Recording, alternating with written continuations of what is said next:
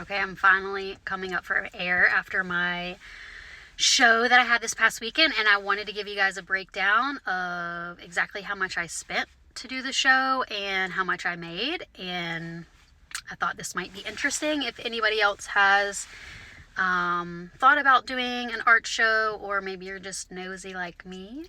But I had an art show. It was an art and craft festival. It was a judged show, so that means you have to apply to it, and they allow you to get in based on your stuff.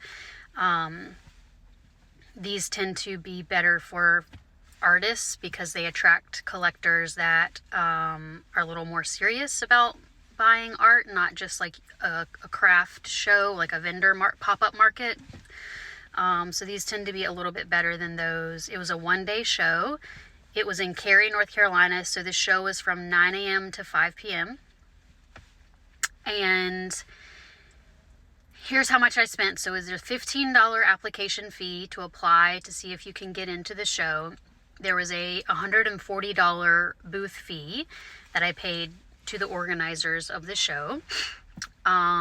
They did a service where you could order lunch to be delivered, so I did that, and that was $15.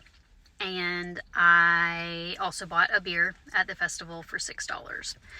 So my total expenses were $176 to participate in the show.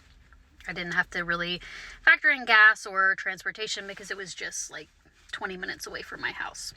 And then my sales for that show were $2,491, so that does include some sales tax, but those were my total sales. So my total net take home is $2,315.